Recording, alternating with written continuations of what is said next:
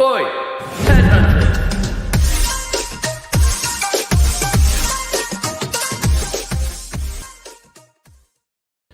I see you smiling at that intro that I threw down there.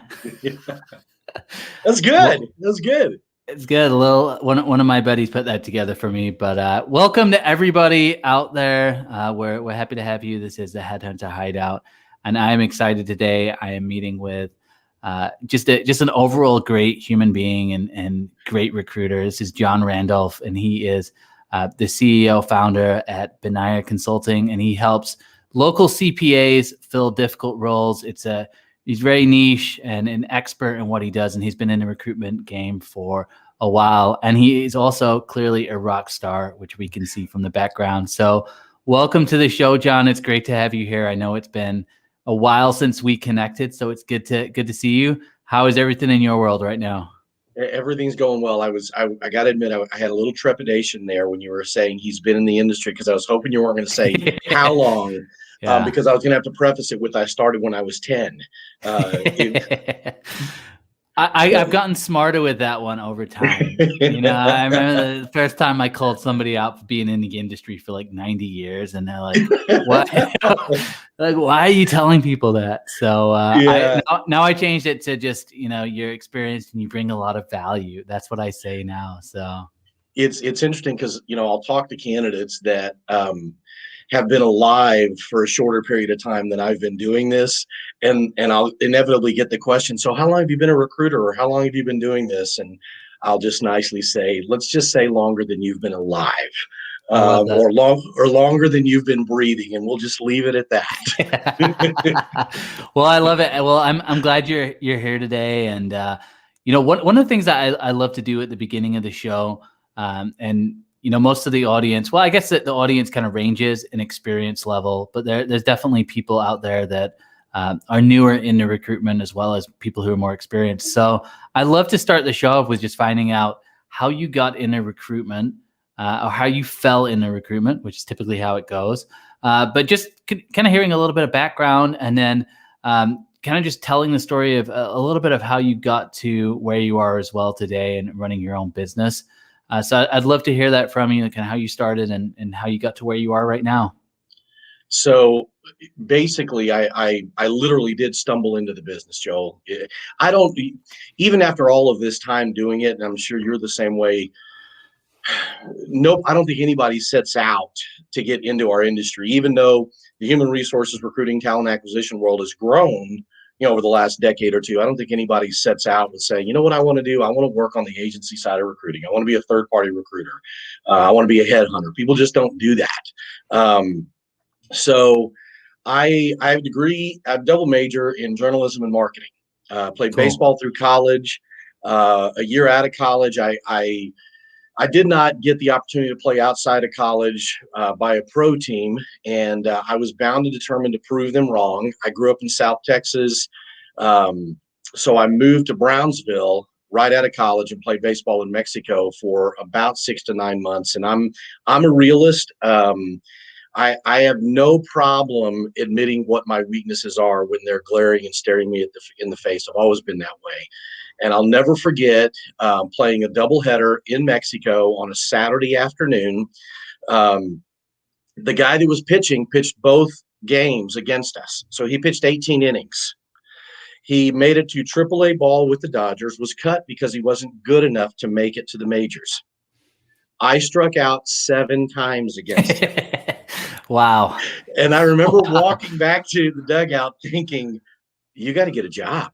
That was the moment. That was the moment. That was the defining moment for me to realize why scouts get paid to evaluate talent, and why they evaluated me the way that they did coming out of college. So I moved to Albuquerque. I got a job as a writer for the Albuquerque Tribune, was a sports writer for them. And my first full year out of college as a writer, I made $14,692 total, not in a month, not half the year, total for the year, $14,692.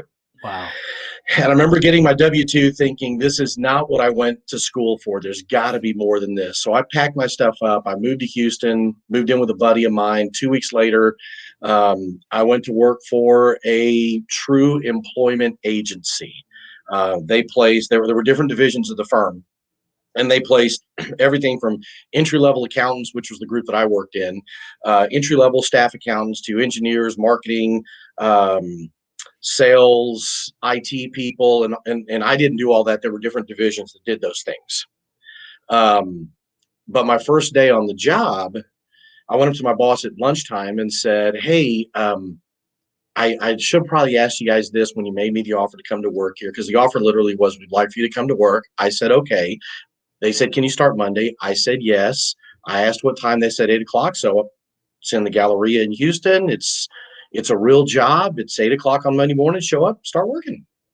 Nice. So I asked her how we get I wish paid. every deal in recruitment went like that, by the way. Don't you wish? No negotiating, just like, yeah, show up. Cool. Awesome. Great. Yeah. Okay. I've always said that our perfect candidate does not have an opinion, has no families, kids, or spouses, or parents. That would be great. Nice. But I went at lunchtime and I asked my boss, her name was Leisha Hughes, how do we get paid and how much am I getting paid? And she said, "Well, didn't Steve explain that to you?" And Steve was this great guy that I ultimately became friends with over the 2 years I worked there. But Steve was just this opinionated, pompous, older guy that was telling me how much money he made. And I nicely asked Steve, "Hey, can you offer this job to me?" He said, "No, only Leisha can." I said, "Great, let me talk to Leisha." And so I told Leisha what happened, and she said, "Well, let me explain to you how we get paid. It's straight commission. You don't make a placement, you don't make money." Okay. How Back much to money can I sport make? writing then, right? Yeah, exactly. Writing was looking real good at that point. And, I asked her, "Well, how much can I make in a year?" And she said, "Well, average first year, if you do the things we tell you to do, you'll make $25,000 to $28,000. You got to keep in mind, this was 1988. Got it. So I'm like, "Okay, how long does it take to make a placement?" And she said, "You'll probably, take somewhere in the neighborhood of 90 to 120 days to make your first placement, collect the money, and get paid." So she walked me through how all of that worked. And my next question was, "What do I do for the first 90 days?" And she said, that's on you. You got to figure that out. So I told her, "I'll come back tomorrow, but I got to leave now because I got to figure out what I'm going to do for the next 90 days. But you have my word, I will be back tomorrow. I'll figure it out." And I went home, and I grew up in a small town in South Texas. I picked the phone up. I called the banker that was the first banker that opened my savings account when I was 10 years old, was my dad's banker.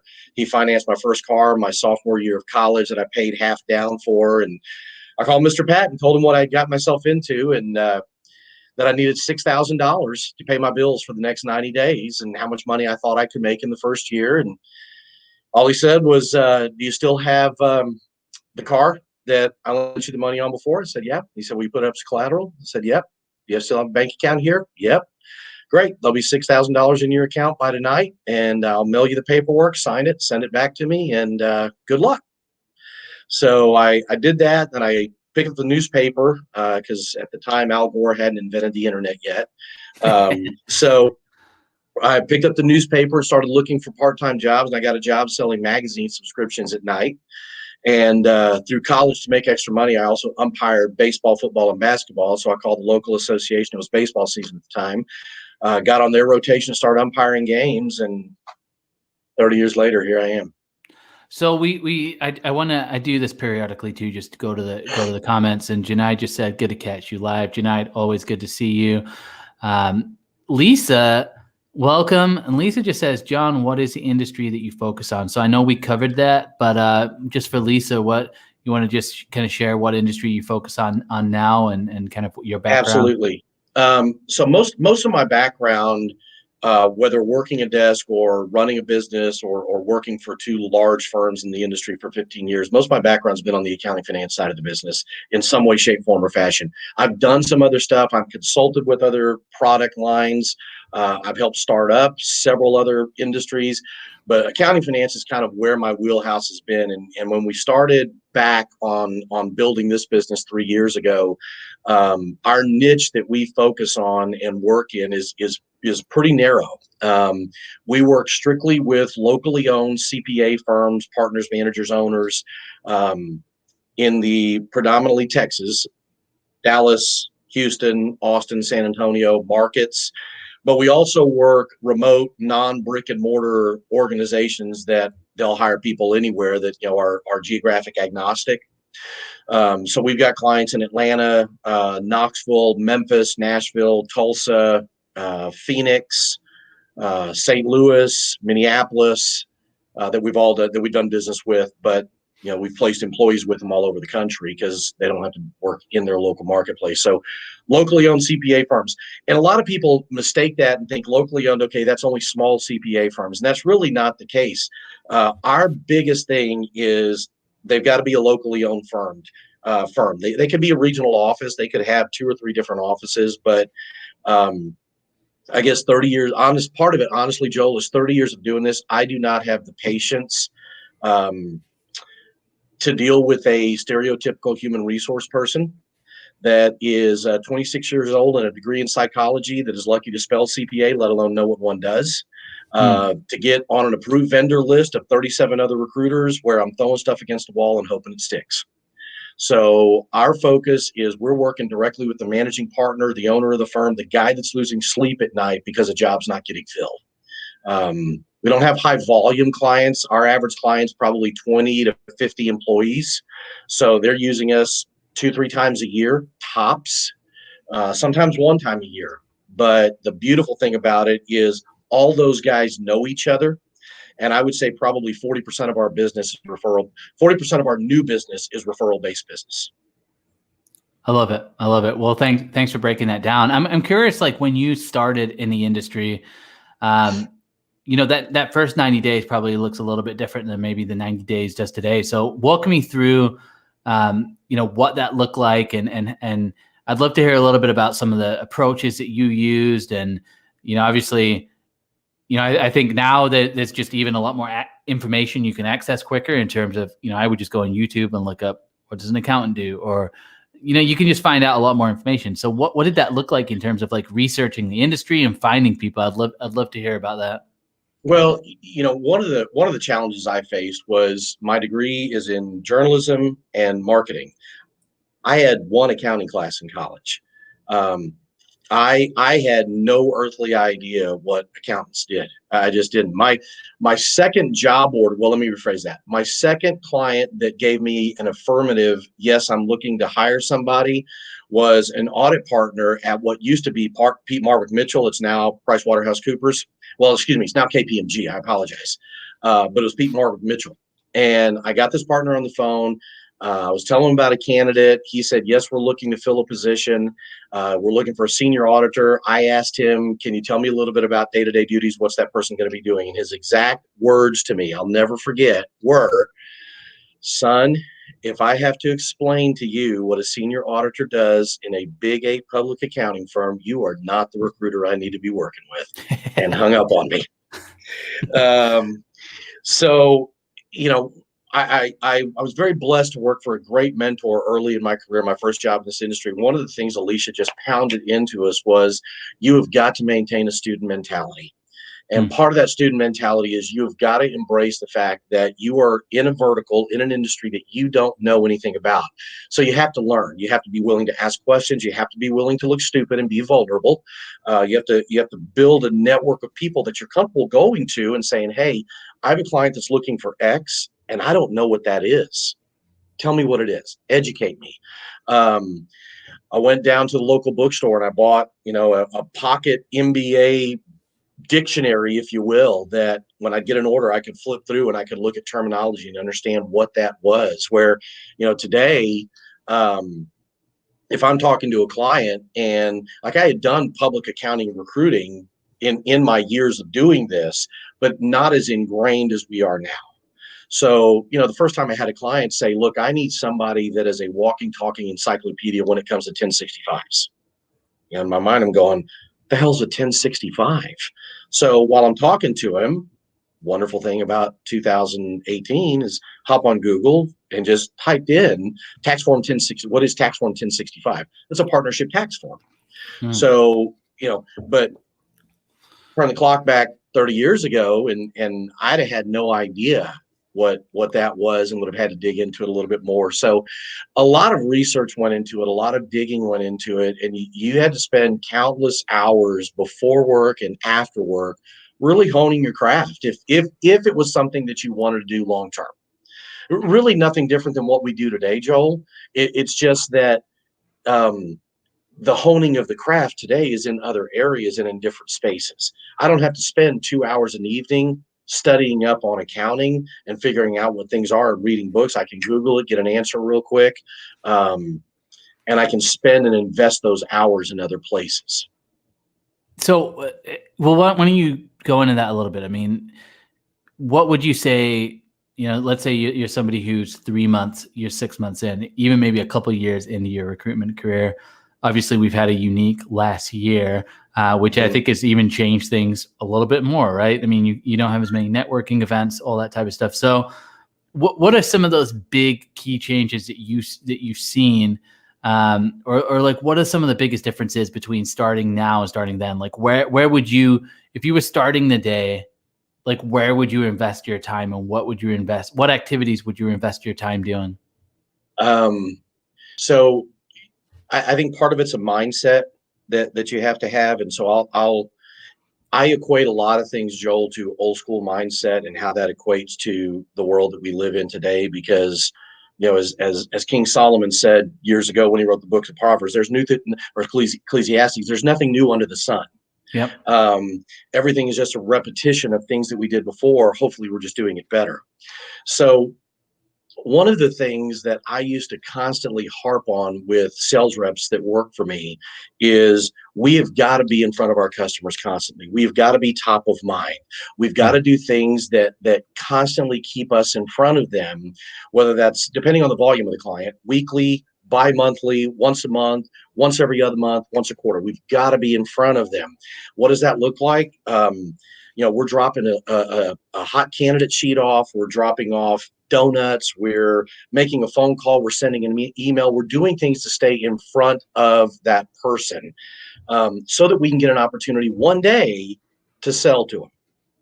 Because they walk out of their office because their accounting manager resigned, and they walk out of their office and they say to their assistant, "Hey, that recruiter guy that constantly keeps coming by the office or sending me emails, what is his name? I need to talk to him." Because everybody else went by once or twice, they fell off, they stopped going by because they didn't see the value in it. We're going to continue to keep knocking on that door. Well, that's great in 1988, 1998, 2008. That's wonderful. Fast forward to 2020, and we got a pandemic in 2021. We're still in the middle of that. Things don't change. We still got to be in front of our customers. We've still got to be top of mind. But how do we do that?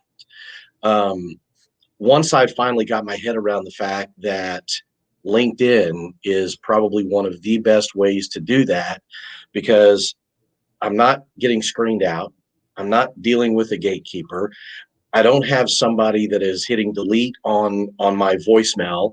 I don't have somebody that is pushing my email into a junk folder. And if I'm there enough consistently, and they're scrolling and they're looking and they're seeing John Randolph, and they're not seeing John Randolph selling. They're not seeing John Randolph saying, "Look at this candidate." They're not seeing John Randolph saying, "Look at this job." They're seeing John Randolph say things like, "Hey, here's what's going on in the market. Hey, here's what companies are doing. Hey, here's what turnover rate is. Hey, here's how people are succeeding hiring right now. How does this compare to what you're doing?" If they see that enough, when that person does walk out of their office with their resignation, or business is starting to turn around, they need to hire somebody, they're going to do the same thing. They're going to say to their admin, "Hey, who's that weird guy on LinkedIn that always makes posts that I was telling you about at lunch the other day? Oh, that guy. Yeah, let's reach out to him." I love that. So that's kind of how that dynamic has changed for me. And literally, Joel, it was a process for me, because I am an old school mindset guy that, you smile and dial 100 times a day. Well, we still need to have those metrics in place that we're measuring, but now it's not just 100 dials. In fact, it's not even 100 dials. It's the engagements that we're having on LinkedIn. It's the communication that we're having via email. It's the text messages going back and forth. It's any way that we can communicate with people and bring value to their life to eventually one day be able to get our message out. Well, and obviously you've been in the industry, for a while as well. So you know a lot of people, right? So, how much of it is, particularly with those interactions on LinkedIn, how much of it is just with people maybe you've placed in the past or people that like how much does that play an impact compared to new prospects and newer people? Like, because I assume like if you've placed a lot of people in the past, they already kind of know who you are. Like how much, when you're speaking to people, how many times is it like new prospects are reaching out to you compared to old people you've worked with in the past or people you've placed in the past, if that makes sense? It absolutely does. I would say that it's probably 85, 90% new. Hmm. It's a high level of new interaction. And again, I think part of it is the space that I play in. Accountants by nature, for the most part, we'll be stereotypical here for a minute. Accountants by nature, for the most part, are very left brain people. They're not right brain creative, social media, spend time there consistently throughout the day. And especially on top of that, Joel, the people in my network, because the people in my network, for the most part, are 10 to 12 years younger than me and 10 to 12 years older than me. Okay. So my personal network, if you will, is early 40s to mid 60s. Okay. Well, there's a lot of those people out there. But those guys aren't hanging out on LinkedIn hours a day doing things. The 25-year-old to 40-year-old is hanging out there a whole lot more than my network, my old network.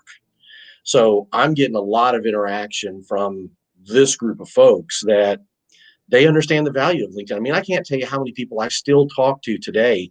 I just got off the phone earlier today with a guy that hasn't looked for a job in probably about 6.5, 7 years. His LinkedIn profile is pretty much the LinkedIn profile he created 14 years ago. Yep. I mean, it is what it is. It's his picture. It's an electronic resume that hasn't been updated in probably 5, 6 years. Yep. Which I think for a lot of people, for a lot of people that's how it is. And there's been some significant changes on LinkedIn really since 2017 when they started putting video on there, and that started creating more of like a content base. And I think one of the things that we're going to see more of, because LinkedIn is going to be investing more in their creators, is you're going to see more and more and more content on LinkedIn. But it's kind of happened like in a very subtle fashion to where I think some people have taken advantage of it. But there's definitely a lot of people who are in that boat where they created their profile in 2011 and they had it updated and they never needed to use it because they're not in sales, they're not in marketing. Like say if you're in accounting, it's a very, it's about as transactional as you get as a job. Like you're not necessarily dealing with a ton of outside people from a business development standpoint. Right. And so you don't really necessarily need to network a lot, but then you find yourself in a position where you do need to network. Job seeking is the perfect example. Then suddenly it's a rush to LinkedIn because, wow, it's a good way to network with people. But it's interesting too. I like what you said about the two different types of, well, you said like my old kind of targets and the new targets. And I think there's a lot of people right now that are heavily reliant on old relationships and old, kind of going back to people. And I think, going back to people they've worked with in the past. So for you to then look and go, okay, there's actually a newer target market that I'm going after, and they just happen to be more involved in social media. I'm curious, you're still cold calling people, right? So like, how do you determine like, who do I cold call or who do I email or who do I hit on social? Like, do you have you break that down, or like what's the strategy in there? Because obviously you're kind of targeting people in different ways. Like, how do you determine who the best way to reach somebody, if that makes sense? I don't, Joel, I think my personal opinion is, I think if there was a silver bullet, somebody would bottle it, sell it, and be a billionaire in our space. So I don't think that there is a formula.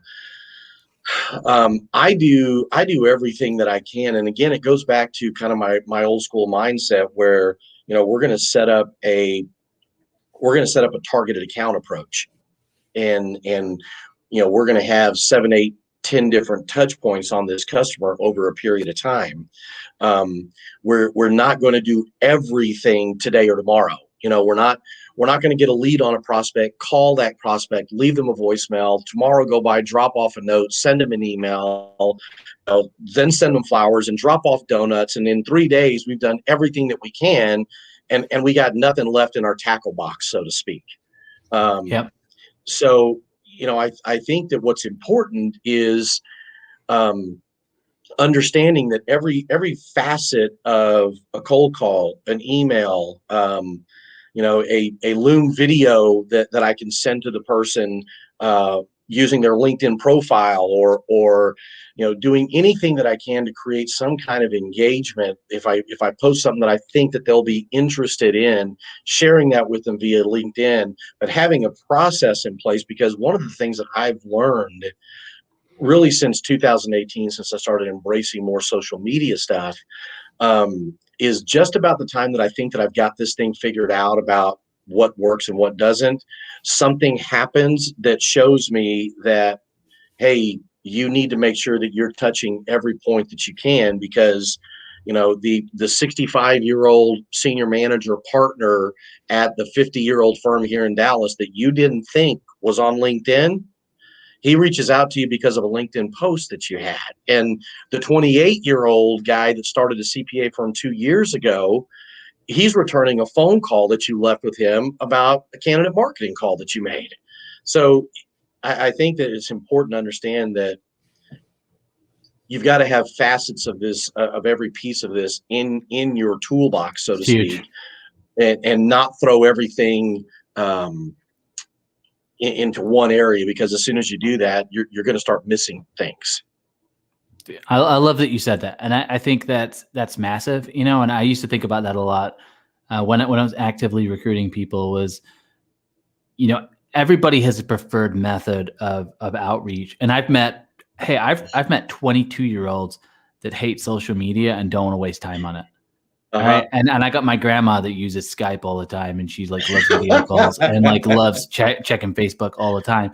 So to stereotype people at that level, you're making a crucial mistake. I love that point around, it's knowing that you've got a tool belt and there's lots of different tools and there's lots of communication styles. And so for somebody just to say, well, LinkedIn video, that's the answer.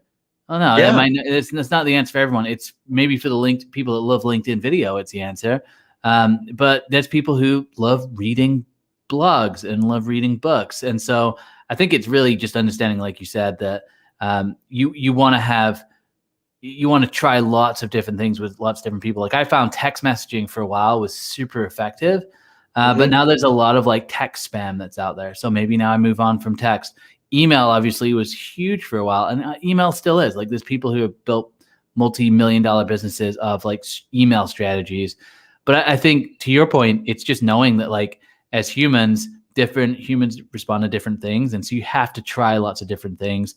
So I love that your mind is open, and it comes back to what you said at the beginning of the live, where your original mentor said, be a student, and it's really being a student of people and a student of like understanding how different people react. So I love that's how you think. And I want to talk a little bit more about the content that you're posting, but we've got Karen here, just says hi. So hi, Karen. Asaf, he said hi. Brittany said, nice. You must be talking about those guitars behind you. And she said, story of my life. So I think that's, we're all in the same boat there. And then Tony said, it's grit and persistence. That's it. Just keep going, prioritize, and take action. And absolutely, I think that it's the same with content, right? Like you get people that will try LinkedIn content for 2 weeks. They're like, oh, it doesn't work. I'm like, well, that's like me saying, hey, I'm going to cold call for 2 weeks and thinking that's going to work, or I think I'm going to email for 2 weeks. With all of these things, it's building in systems that you can go back to over and over and over again, that you can be consistent, be persistent with, and understanding it takes time. So I'm curious about the type of content that you found effective, because I love your content. I think that you put a lot of different types of content out there. So like walk me through like your approach with like what you post and some of the posts that might be surprising for people that have been actually effective for you. I'd love to hear a little bit about that. Um, I've always told clients and candidates, I'm never going to be the smartest guy in the room. Never. I'm not going to run a Mensa Society meeting anytime soon. Mensa. Anytime I love soon. that you just brought up Mensa Um, on this. I don't even know how to spell Mensa. It's a cool word. But I'm never going to be the smartest guy in the room. I'm never going to create content that is earth-shattering stuff. And Joel, I'm a firm believer that 99% of the people, they're just like you and I. They're just looking for opportunities and ways to get one step farther down the path. And if I can do anything from a value standpoint or a word of encouragement, or, hey, brother, I'm dealing with the same shit you're dealing with today. Anything that I can do like that, I try to think about the real things going on in my life. Typically, if there's a method to the madness, my early week posts tend to be a little bit more upbeat. I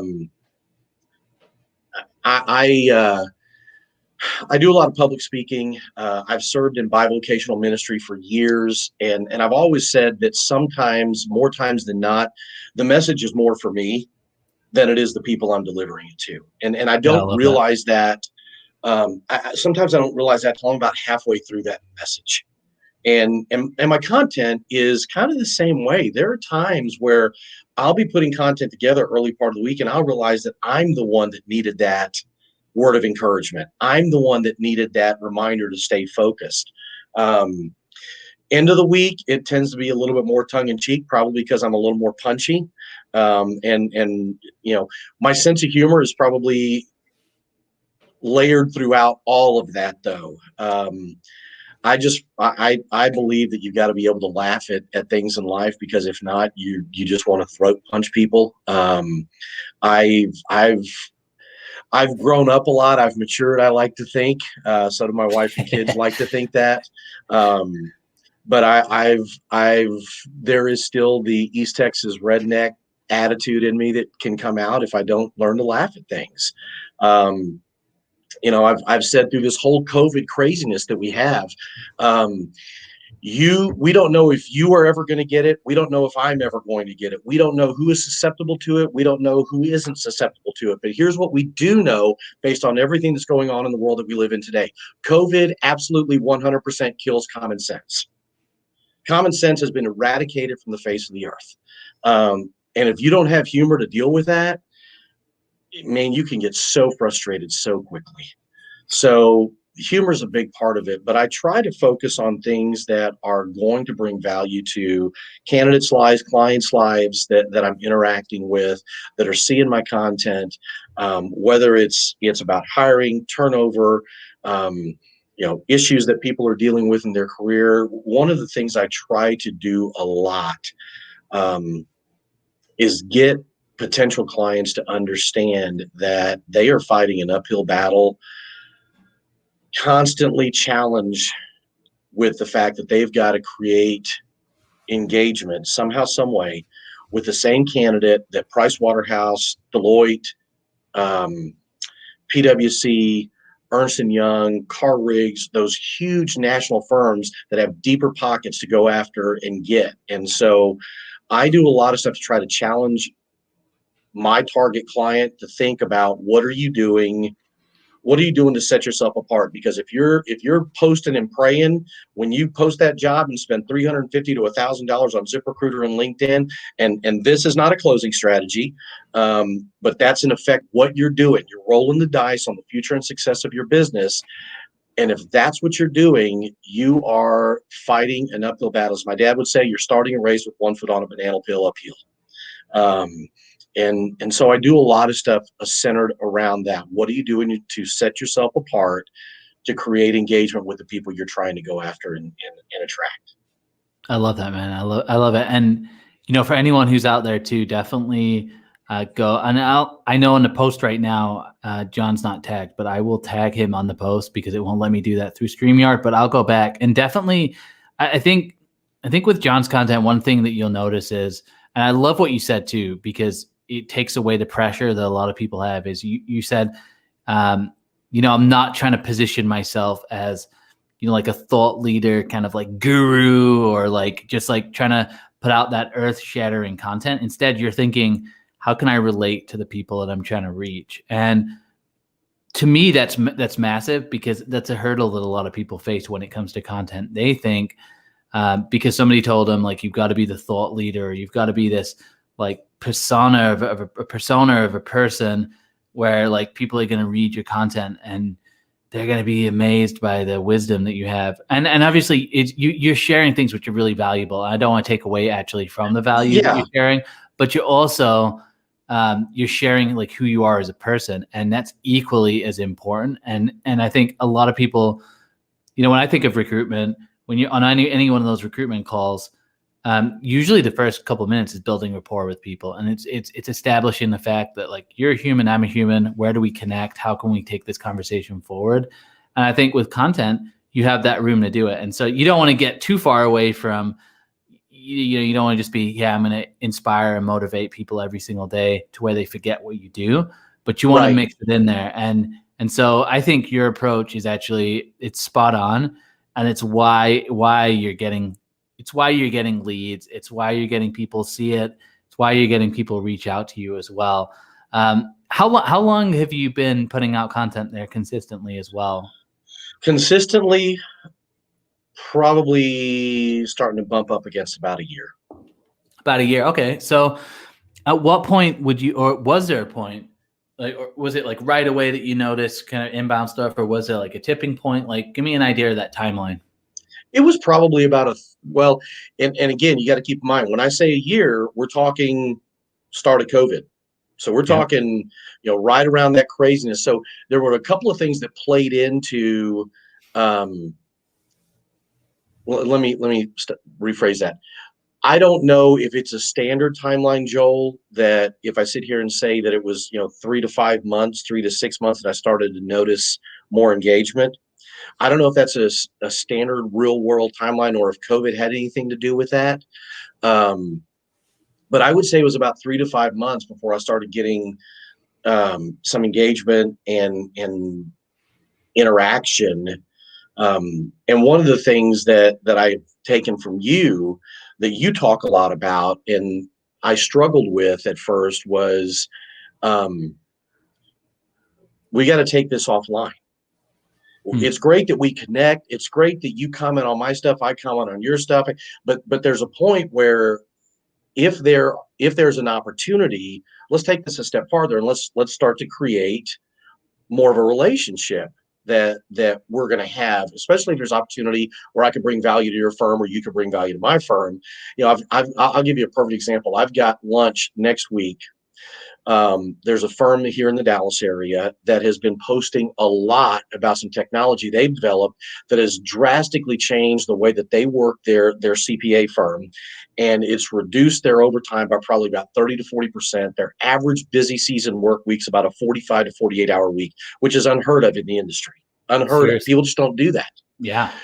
Well, I've been trying to get a hold of the partner of that firm, not to try to place people with them. If that's a byproduct of it, great.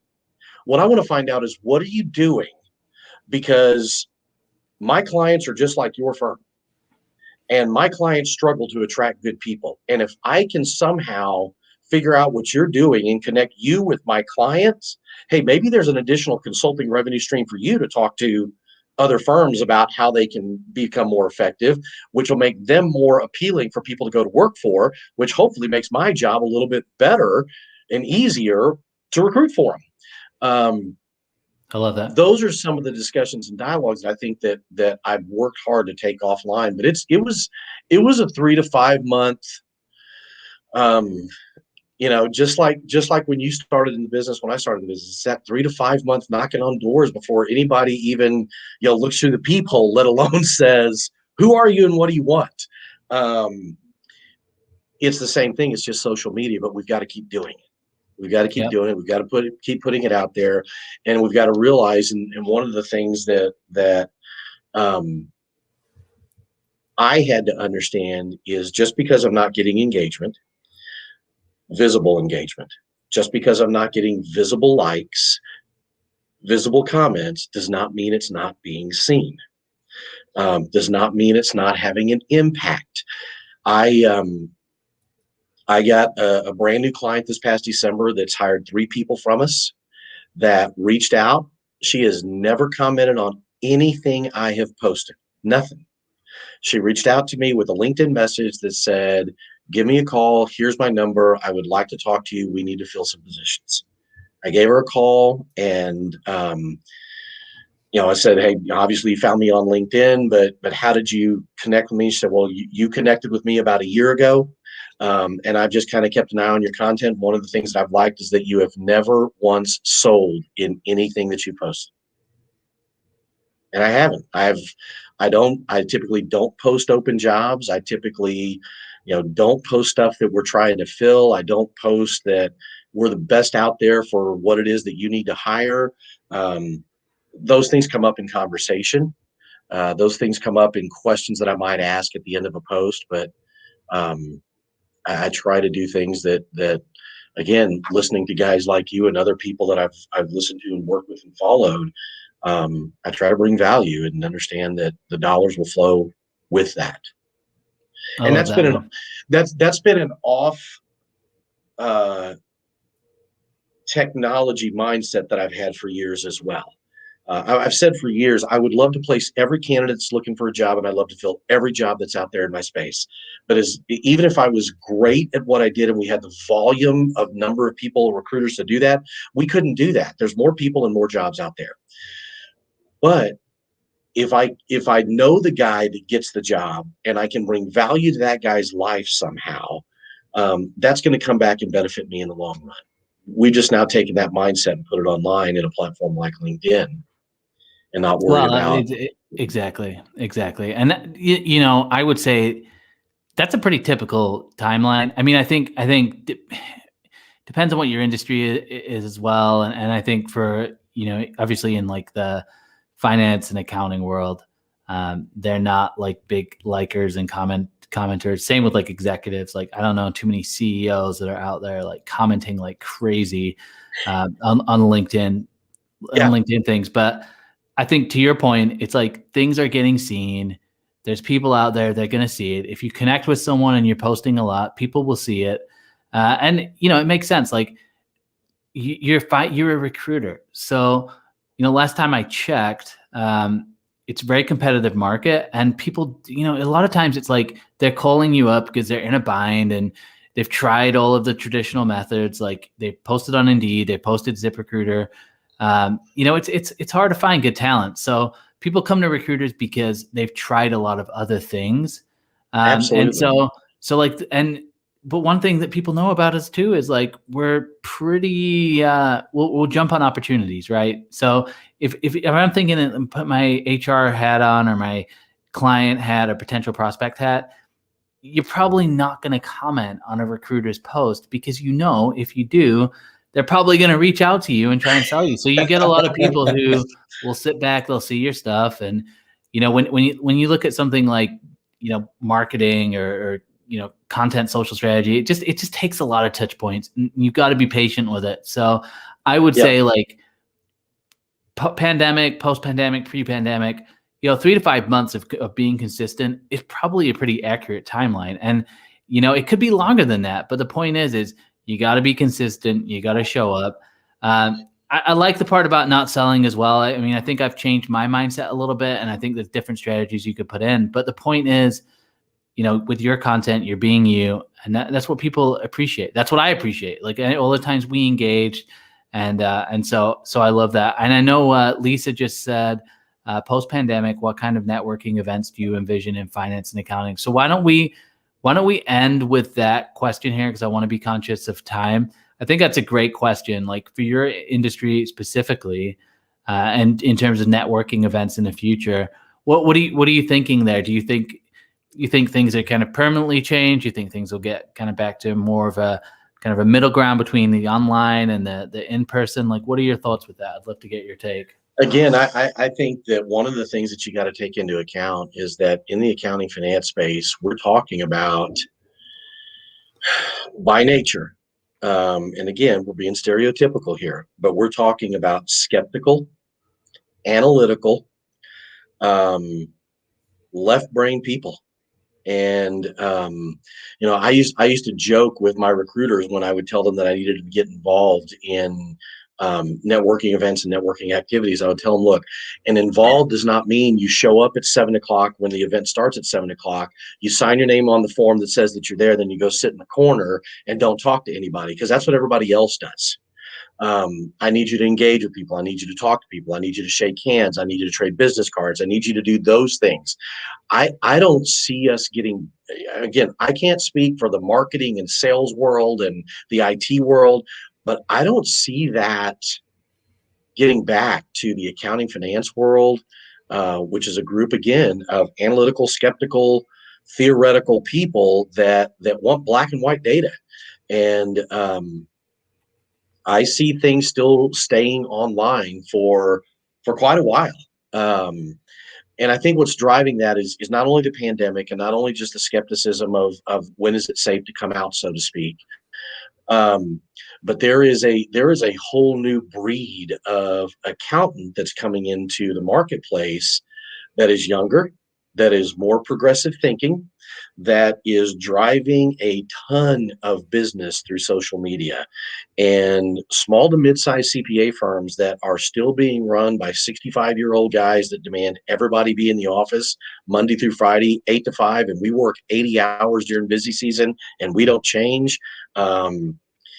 Those firms are either going to need to adapt or they're going to die, because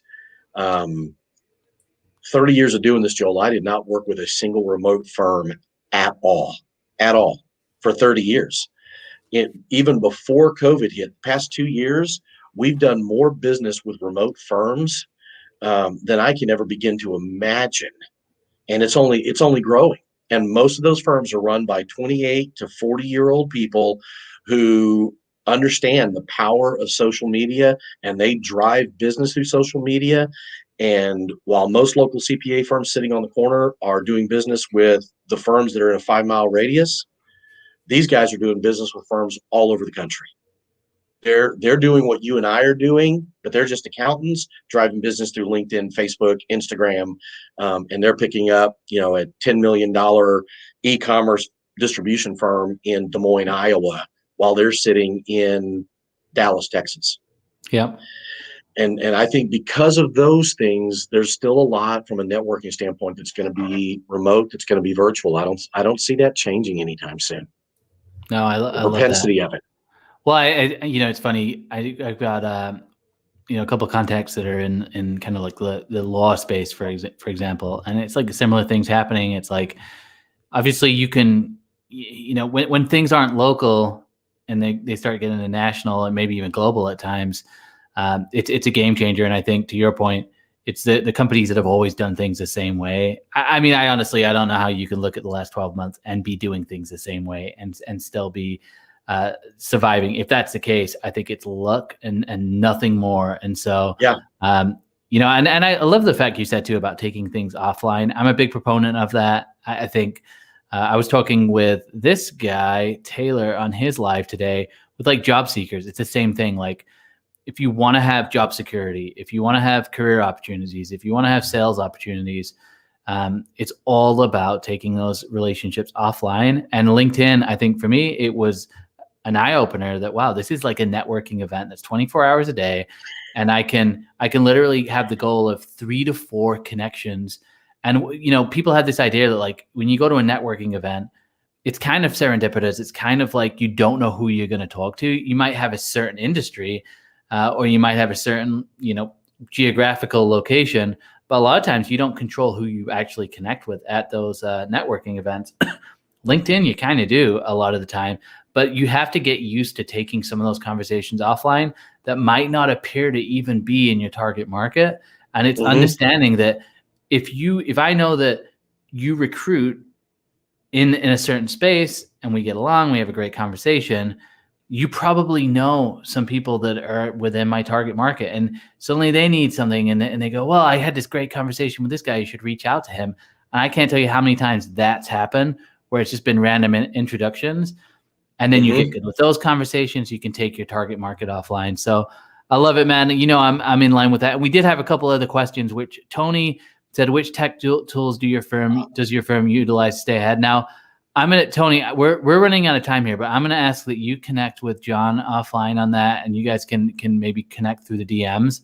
I'm going to end this broadcast because I've got something in the next 5 minutes. But John, what's like the best piece of advice that you would have for someone in the recruitment space that's new or that's struggling right now? Like, what's 1 or 2 lines that you would give as far as advice for somebody who's in that situation?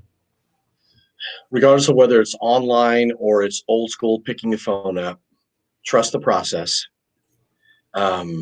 Because that's what this business is all about. It is about the process. There is no easy answer. There is no easy quick fix solution.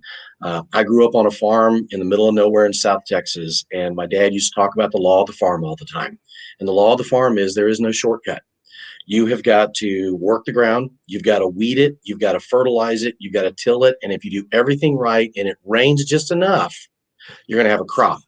But if not, if you hope that you can throw some seed on the ground and get it to sprout, it ain't going to happen.